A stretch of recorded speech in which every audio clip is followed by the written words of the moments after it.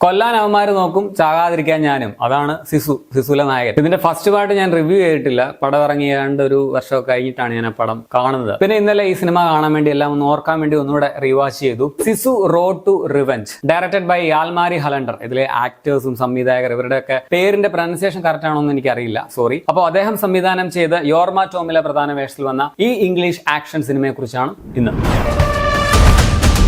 First പാർട്ടിലെ സംഭവങ്ങൾക്ക് ശേഷം 2 വർഷം കഴിഞ്ഞിട്ടാണ് ഈ സിനിമയിലെ കഥ നടക്കുന്നത്. ഫിൻലാൻഡിന്റെ കുറച്ചു ഭാഗം സോവിയറ്റ് യൂണിയൻ സ്വന്തമാക്കിയ ഒരു കാലമാണ്. സോവിയറ്റ് യൂണിയന്റെ അധീനതയിലുള്ള ഭാഗത്തുള്ള തന്റെ വീട്ടിലേക്ക് നായകൻ പോകുന്നതും അത് വീടൊക്കെ പൊളിച്ച് അതിന്റെ തടിയൊക്കെ കയറ്റി മറ്റൊരു സ്ഥലത്തേക്ക് വീടുണ്ടാക്കാൻ പോകുമ്പോൾ നടക്കുന്ന കാര്യങ്ങളൊക്കെയാണ് ഈ സിനിമ പറയുന്നത്. ഭാഗ്യമൊക്കെ 1-ാം പാർട്ടിലെ പോലെ തന്നെയാണ്. ലാസ്റ്റ് ടൈം നാസികളായിരുന്നെങ്കിൽ ഇത്തവണ സോവിയറ്റ്സ് ആണ് കുറുകെ വരുന്നത്. 1-ാം ഭാഗം വെച്ച് നോക്കുമ്പോൾ ഇത് അത്രയ്ക്ക് നല്ലതായിട്ടില്ല എന്നാണ് എനിക്ക് തോന്നിയത്. പക്ഷെ സിനിമയുടെ ഒരു വിഷ്വൽ ബ്യൂട്ടി, ആക്ഷൻ, പിന്നെ വയലൻസിന്റെ ബ്യൂട്ടി അതൊക്കെ കൊണ്ട് പടം കണ്ടിരിക്കാം. സോ ഒരു ഡീസന്റ്, ഒരു വർത്ത് വാച്ച് ആയിട്ടുള്ള ഒരു പടമാണെന്ന് പറയാം. 1 മിനിറ്റ് പോലും നിങ്ങളെ ബോറടിപ്പിക്കില്ല. പടം അത്രയ്ക്ക് എൻഗേജിങ് ആണ്. നല്ല കുറെ ആക്ഷൻ സീനുകളുണ്ട്, സാറ്റിസ്ഫാക്ഷൻ നൽകുന്ന ചില കില്ലിംഗ്, വയലൻസ് സീനുകൾ, പിന്നെ ഇതിന്റെ ഒരു അപാര ദൃശ്യഭംഗിയുണ്ട്. ഇതൊക്കെ പടത്തിന്റെ പോസിറ്റീവ്സ് ആണ്. ആദ്യത്തെ പാട്ടിലെ പോലെ തന്നെ ഇതിലും ഡയലോഗുകളൊക്കെ കുറവാണ്. അതുകൊണ്ട് സബ് ടൈറ്റിൽ ഇല്ലെങ്കിൽ നിങ്ങൾക്ക് എല്ലാം വ്യക്തമായിട്ട് മനസ്സിലാകും. ദൃശ്യങ്ങളിലൂടെ കഥ പറയുന്ന ഒരു വിഷ്വൽ സ്റ്റോറി ടെല്ലിംഗ് സ്റ്റൈൽ ഈ സിനിമകളുടെ പൊതുവായിട്ടുള്ള ഒരു പ്രത്യേകത അത് തന്നെയാണ്. വളരെ പതിയെ തുടങ്ങി പിന്നെ അങ്ങോട്ട് ഇടിയുടെ വെടിയുടെ ചോരക്കളമായിട്ട് മാറുന്ന ഒരു സ്റ്റൈൽ. നായകൻ യോർമ ടോമില, ഇതിലും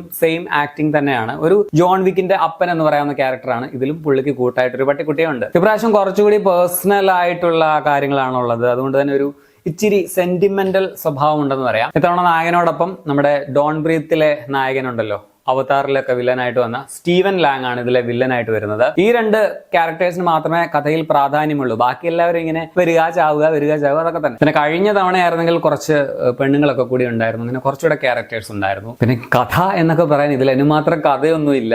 വില്ലന്മാരുടെ കയ്യിൽ നിന്നും നായകൻ ഇങ്ങനെ രക്ഷപ്പെട്ട് അവരെ ഓരോരുത്തരെ ഇങ്ങനെ കൊന്നു സർവൈവ് ചെയ്ത് വരുന്നു, അത്ര തന്നെ. സ്റ്റിൽ എനിക്കിതിന്റെ ഫസ്റ്റ് പാർട്ട് ഇഷ്ടമാണ്. ചുമ്മാ ഇങ്ങനെ കണ്ടുകൊണ്ടിരിക്കാൻ രസമാണ്. വലിയ സംഭവമൊന്നുമല്ല, പക്ഷെ ഒരുപാട് സാറ്റിസ്ഫാക്ഷൻ തരുന്ന കുറെ ഫൈറ്റ് ആൻഡ് വയലൻസ് സീനുകളും നല്ല കുറച്ച് മൊമെന്റ്സ് ഒക്കെ പടത്തിലുണ്ട്. ലോജിക് ഒന്ന് നോക്കിയാൽ ഈ 2 സിനിമകളും കാണാൻ പറ്റില്ല. ലോജിക്കിനെ അതുകൊണ്ട് ആദ്യം തന്നെ തോട്ടിലെറിഞ്ഞിട്ട് വേണം കാണാൻ. കാരണം ഇതിന്റെ ഒരു മെയിൻ തീം തന്നെ അങ്ങനെയാണ്. ഇതിലെ നായകന്റെ അവരുടെ നാട്ടിലെ വിളിപ്പേര് തന്നെ കോഷായി അഥവാ ഇമ്മോർട്ടൽ, മരിക്കാത്തവനല്ല, മരിക്കാൻ വിസമ്മതിച്ചവൻ. സോ അത് തന്നെ ലോജിക്കിനെ ചേരില്ലല്ലോ. ഇവിടെ എനിക്കൊക്കെ ആണെങ്കിൽ ചെറുതായിട്ട് നഖത്തിന്റെ അവിടെ ഒരു ഈറല് പൊട്ടിയാൽ അല്ലെങ്കിൽ കൈയൊന്ന് മുറിഞ്ഞാൽ ഒക്കെ ആകെ ബുദ്ധിമുട്ടാണ്. അപ്പോഴാണ് ഈ മനുഷ്യൻ ദേഹം മുഴുവൻ മുറിഞ്ഞ് വെടികൾ, ഒരു വെടിയല്ല ഇഷ്ടം പോലെ വെടികൾ കൊണ്ടാലും കത്തി കൊണ്ട് കുത്തു കിട്ടിയാലും മുഖമൊക്കെ അടിച്ച് പറഞ്ഞ് കീറിപ്പോയാലും തൂക്കി കൊന്നാലും ഒക്കെ പുള്ളി കുറെ കഴിയുമ്പോൾ നല്ല പുട്ടുപോലെ എണീറ്റ് നിന്ന് ഫൈറ്റ് ചെയ്യും. എന്ത് ചെയ്യാം, പേരതല്ലേ. സോ ഇതൊക്കെ നമ്മുടെ ലോജിക്കിന് നിരക്കാത്തതാണെങ്കിലും കണ്ടുകൊണ്ടിരിക്കാൻ ഒരു ഭയങ്കര രസമാണ്, അത്ര തന്നെ. ടെക്നിക്കലി ടോപ്പ് നോച്ച് ആയിട്ടുള്ള ഒരു പടമാണ്. Location, editing, sound design, VFX ഒക്കെ കിടലനാണ്.